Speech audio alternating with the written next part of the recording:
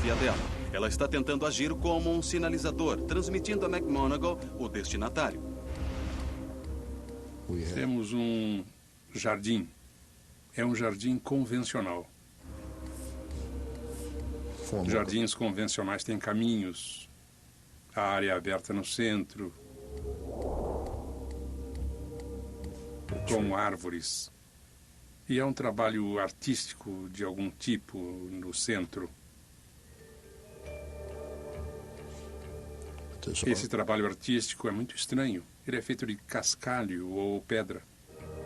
McMonagall relaciona detalhes que ele acredita que serão encontrados no local secreto de Curran. Ele se concentra bastante por quase meia hora. Finalmente, ele diz ter recebido algumas mensagens. Mas até que ponto elas serão precisas? Você quer mais informações sobre este programa? www.netgeo.com.br. No ano de 79, a erupção de um vulcão carbonizou uma antiga cidade romana. Hoje, a falta de conservação ameaça destruí-la novamente.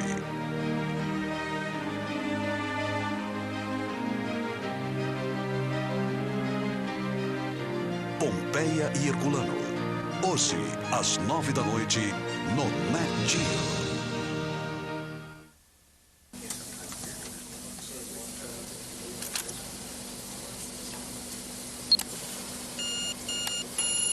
Pense num projetor confiável e fácil de usar. Pense Epson.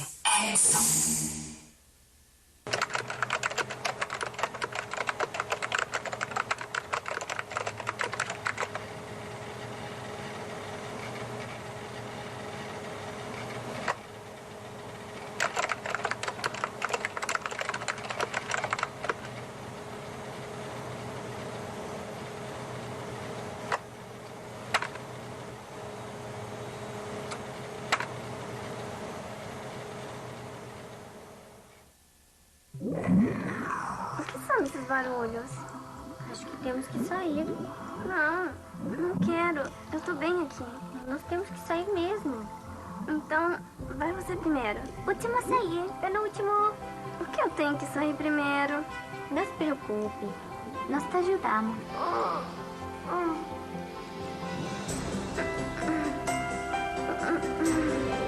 Vida no Ventre, Gêmeos. Estreia mundial. Nesta quinta, às 9 da noite, no Nat Geo. E agora, voltamos com Mistérios da Ciência, no Nat Geo. Um telefonema pessoal para a equipe de filmagem aponta ao local onde Curran está. Eles não contam a McMonagall, mas o levam com eles para encontrá-la. Em uma tentativa de confirmar a acuidade da descrição de McMonagall, May conduz um teste paralelo. O meu trabalho é examinar cada um desses locais para tentar encontrar o local mais semelhante ao desenhado por Joe McMonagall. Essa é uma pedreira e esse é o aeroporto de Palo Alto e talvez a marina de Redwood City. O estádio de futebol da Universidade de Stanford e o Parque Estadual. Acho que escolho esse como o primeiro local que corresponde à descrição. Número 1, Ponte Dumbarton. Dessa forma, utilizando apenas as observações de McMonagall e um segundo jogo de fotografias de Curran, May escolhe o local da ponte. E é exatamente para onde McMonagall está se dirigindo. Agora compreendo o que eu estava recebendo. O acesso ao local passa através de um túnel sob uma passagem. Isso é exatamente o que eu estava vendo bem ali. É exatamente o que eu estava conseguindo. Apesar de sua descrição anterior não ser exata, McMonagall acredita estar no local certo. Curran está parada em uma área com vista para a ponte Dumbarton. McMonagall acredita que seu trabalho é acurado. Para ele, isso não é surpresa. Afinal, não é a primeira vez que ele faz esse tipo de trabalho. E no passado, o governo dos Estados Unidos também acreditou nele. Seu trabalho era espionar os inimigos da nação e tentar colher informações a respeito de alvos militares vitais. McMonagle fazia parte do projeto Stargate, outrora super secreto. McMonagle diz que ele e seus colegas indicavam bases militares ocultas. Bases que estavam do outro lado do mundo.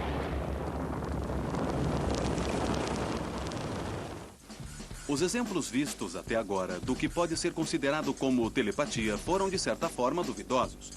Portanto, o foco permanece em um ex-operador do Serviço de Inteligência americano que diz poder descrever um local oculto a quilômetros de distância.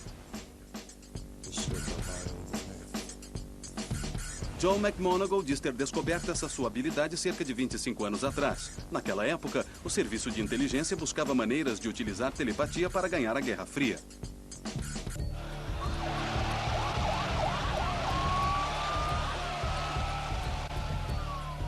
Em 4 de novembro de 1979, a crise dos reféns no Irã.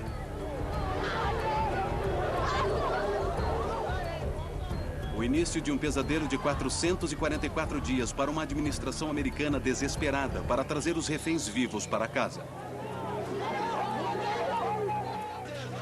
A administração tenta de tudo.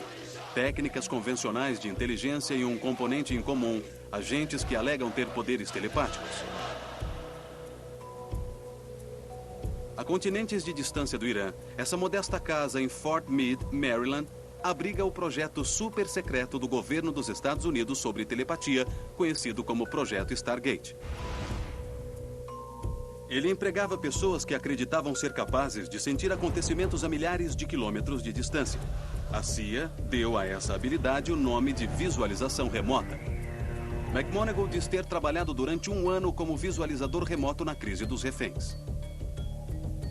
Eles nos convocaram e nos apresentaram literalmente centenas de fotografias e nos pediram que tentássemos identificar quem eram de fato os reféns.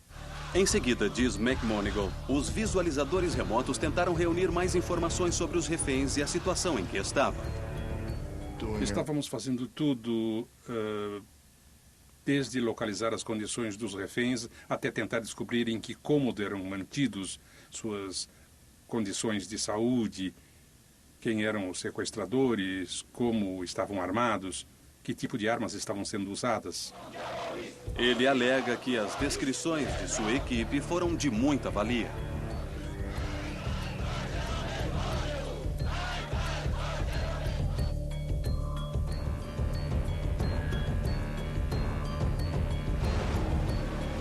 A equipe de visualização remota operou durante mais de 2 décadas depois de seu início, quando a CIA soube de experiências telepáticas anteriores conduzidas pelo físico quântico Hal Puthoff. De repente, essas pessoas da CIA chegaram e disseram: procurávamos por você. E eu disse: ora, e por quê? Eles disseram: temos investigado rumores e dados de que a União Soviética está envolvida em sérias pesquisas psíquicas há bem mais de 1 década, investindo muito dinheiro. Não temos como avaliar esses dados. Por isso, procurávamos um investigador que verificasse isso para nós. Sou físico, um físico quântico. E por isso a ideia de que possa haver alguns aspectos de teoria científica envolvendo a percepção, ainda não incluídos em nosso léxico de física, era um desafio para mim, um interesse para mim como físico.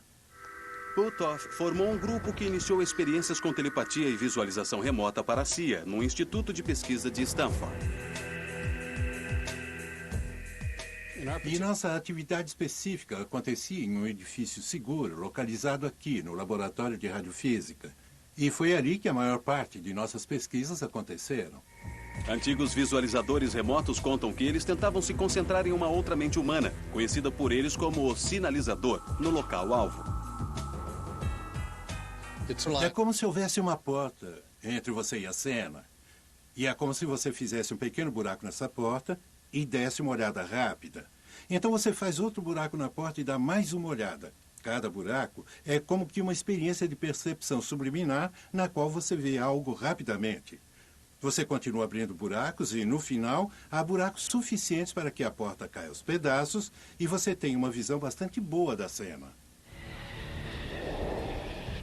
Não sabemos exatamente o que estava de fato envolvido na transmissão de informações nos alvos dos sinalizadores. Poderia haver telepatia, onde há uma comunicação mente a mente entre a pessoa que está agindo como sinalizador e o visualizador remoto. Sem dúvida, isso exigiria alguém no lugar-alvo para agir como um sinalizador telepático. Mas era difícil usar agentes dentro da União Soviética. Por isso, os visualizadores remotos surgiram com uma solução inesperada. Eles dispensaram o uso das mentes visualizadoras e as substituíram por nada. Eles simplesmente se concentravam nas coordenadas do mapa de localização. Foi uma grande mudança, da tentativa de telepatia para algo talvez melhor, descrito como clarividência. Mas os visualizadores remotos ainda acreditavam estar conseguindo resultados. Pode-se dizer que o salto de sinalizador para coordenadas geográficas está no mesmo nível psicológico de um salto impossível. Mas como nosso programa era totalmente empírico, se tivéssemos um resultado, não importava se podíamos explicá-lo ou não. Se não sabíamos como funcionava, o seguíamos. Aos visualizadores foi pedido que tivessem como alvo uma instalação soviética em Semipalatinsk, no Cazaquistão.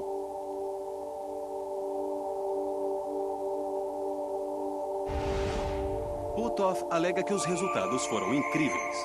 Fizemos experiências com visualizadores remotos por cerca de 1 hora, descrevendo a disposição das instalações e, finalmente, terminando por dizer que a característica mais marcante do local era uma grua muito grande que deslizava sobre o topo de um edifício. Na verdade, uma grua tão grande que a altura de um homem correspondia a meia roda.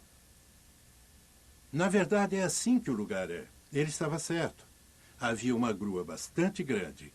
E ela, de fato, deslizava por cima do edifício. Mas desde que a visualização de Semipalatinsk veio a público, pela primeira vez, a precisão da visualização remota das redondezas foi criticada. Mas para McMonagle, a telepatia é uma realidade. Tanto que ele a transformou em um negócio, tendo seus serviços de visualização remota contratados por empresas comerciais. Visualize a seguinte imagem. É como se alguém tivesse vendado você de modo que você está em um lugar totalmente escuro, onde não é capaz de ver nem mesmo sua mão à sua frente. É muito escuro. E num determinado momento uma luz de flecha é acesa e é absolutamente brilhante. E você consegue ver toda a sala repleta de coisas. E você está naquele minúsculo espaço escuro outra vez. E alguém está lhe perguntando, rápido, diga-me onde você está. Você consegue explicar isso cientificamente? Não.